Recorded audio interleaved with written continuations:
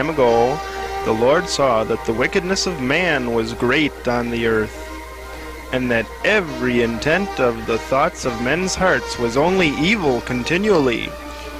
I'm wicked, I'm bad, and I'm filthy mean. Continually.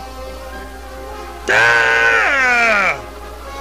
And the Lord said, I will blot out man whom I have created from the face of the land, from animals to creeping things, and to the birds of the sky, for I am sorry that I have made them. But Noah found favor in the eyes of the Lord. Noah was a righteous man, blameless in his time, and Noah walked with God. Noah became the father of 3 sons, Shem, Ham, and Japheth.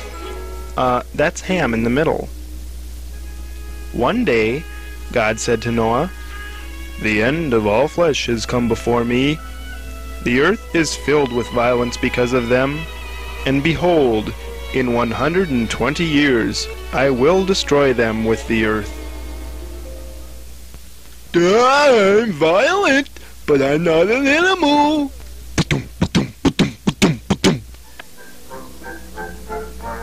Make for yourself an ark of gopher wood. You will make the ark with rooms, and will cover it inside and out with pitch. What is pitch? A waterproof resinous substance. Oh, I see.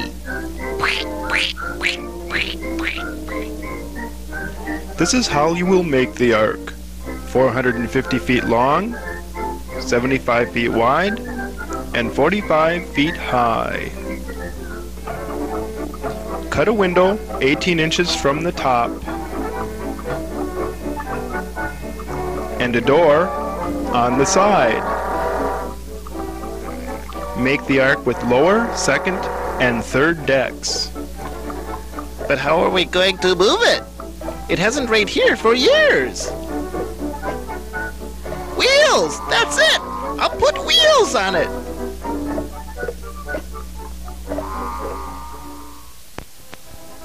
Behold, even I am bringing the flood of water upon the earth to destroy all flesh in which is the breath of life.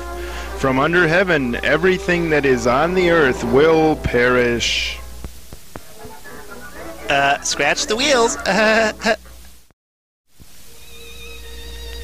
But I will establish my covenant with you, and you will enter the ark, you and your sons and your wife, and your sons' wives with you. And of every living thing of all flesh, you will bring 2 of every kind into the ark, to keep them alive with you, male and female. As for food, take some of everything edible.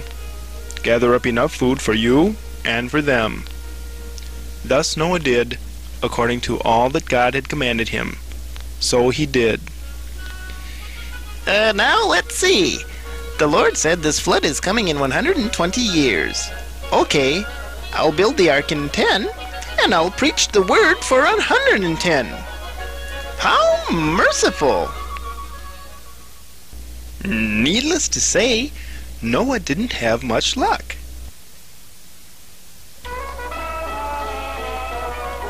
What's new, Noah? The Lord is going to destroy the earth with a great flood. Flood?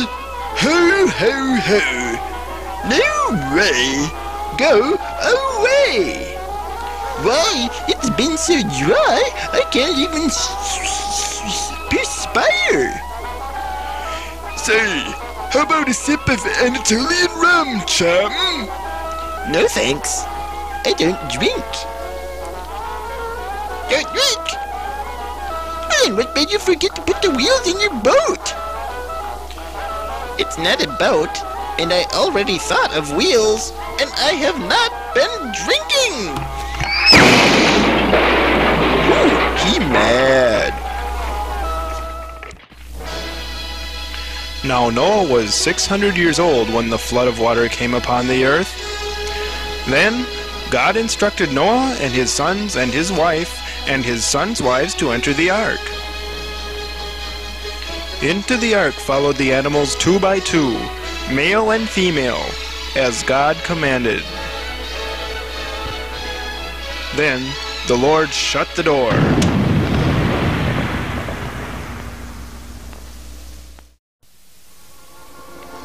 And it came about after 7 days that the water of the flood came upon the earth. The fountains of the great deep burst open, and the floodgates of the sky were opened.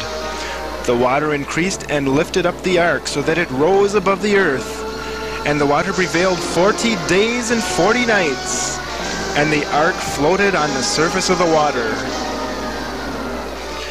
And the water prevailed more and more upon the earth, so that all the high mountains everywhere under the heavens were covered. The water rose 22.5 feet higher, and the mountains were covered. Thus the Lord blotted out every living thing that was upon the face of the land, and only Noah was left, together with those that were with him in the ark. After the rain stopped, the waters prevailed upon the earth 150 days. Then God caused a wind to pass over the earth, and the water subsided.